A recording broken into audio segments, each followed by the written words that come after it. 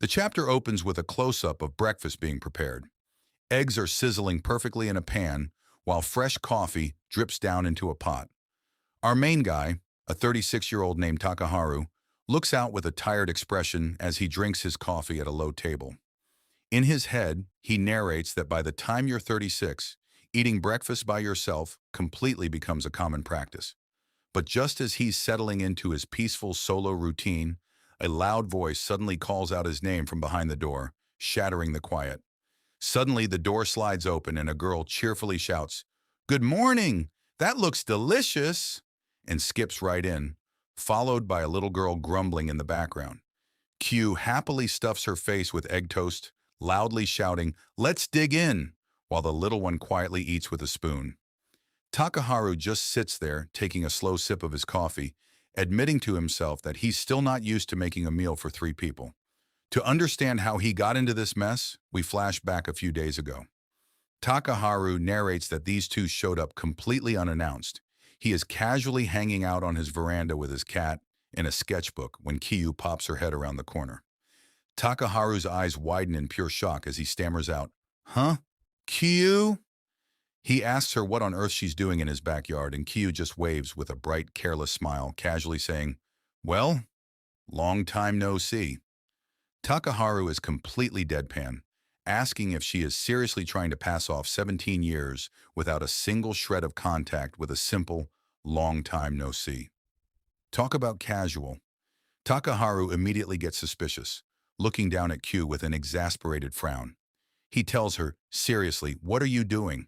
I'll at least let you explain yourself before I call the police." "Are you robbing me?" Kyou instantly flusters, shouting that he's got it all wrong, and explains that she actually came here to ask him for a massive favor. Hearing the noise, a little girl pokes her head out from around Kyou's side, asking, "Mama, is everything okay?" Kyou jumps up, explaining she only snuck into the yard because she wanted to see how he was doing, while Takaharu is still muttering in the background, wondering if she's trying to mug him. Kyou changes the subject to introduce them, but Takaharu is completely stuck on the fact that she just got called Mama. Gestures down to the little girl hiding right behind her and says, "This is my daughter, Minori." Minori has long hair covering one of her eyes and just stares up at Takaharu with a completely blank, intense expression. Takaharu's brain completely short-circuits. He just stands there looking absolutely terrified, trembling as he mutters, "Daughter," while little Minori quietly says hello. Talk about an absolute bombshell. We move inside the house where Takaharu is sitting at the table, looking incredibly stressed as he repeats, "You want to live here?" It turns out they have nowhere to stay while their apartment is currently being completely rebuilt. Takaharu sighs over a cup of tea, scolding Kyou that she should have at least contacted him first. Kyou just scratches the back of her head with a guilty laugh, saying she totally forgot to send him a memo. But right as she starts to say something else, a massive, thunderous grrrr sound echoes right through the room. Takaharu just stares at them in dead silence, and Kyou instantly grabs his cat, trying to play it off by shouting, "Wow, your cat makes such a funny noise." Nice try, Kyou, but that was definitely a human stomach. Takaharu looks away and tells them they should have something to eat first. Takaharu opens up the fridge, stating he was just going to make whatever random food he had on hand, but Minori stands right next to him, glaring intensely into the shelves. The panels zoom in on her terrifying dark expression as she fumes over the phrase, "some random dish," completely offended that he would dare feed her mother something random. Takaharu can literally feel her eyes burning holes into the side of his face, sweating as a giant question mark floats over his head. Kid is terrifying.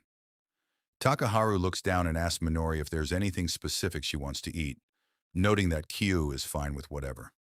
Minori turns her head away, crossing her arms stubbornly as she declares, "I don't want anything. I'm not eating something cooked by a stranger." Kyou, however, is a master of reverse psychology. She puts on a sad, dramatic face and sighs. "I see. I guess that's how it is. If you're not hungry, then maybe I shouldn't eat either."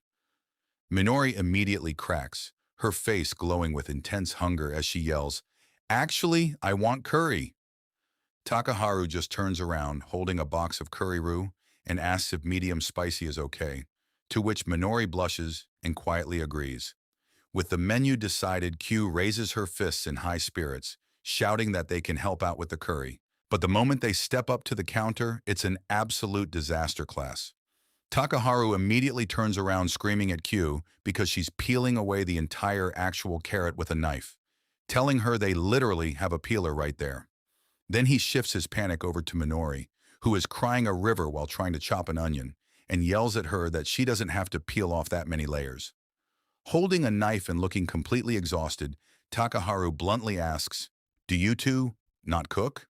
Q proudly argues back that box curry is incredibly delicious anyway, and she even made a roux one single time back in her school cooking class. Takaharu just holds up a hand, completely done, saying he's officially heard enough. Fortunately, Takaharu manages to save the dinner, and Q sparkles with excitement as 3 steaming bowls of curry are finally finished. Takaharu turns around from the counter and hands Q a glass bowl, telling them to have some of this too. Q blinks, asking if it's salad, but Takaharu explains it's actually pickled vegetables that he had already made as a side dish. The moment Q realizes that pickled veggies go absolutely perfect with curry, both she and Minori get giant starry eyes, staring at the food with drool practically pooling in their mouths. Looks like his cooking totally won them over.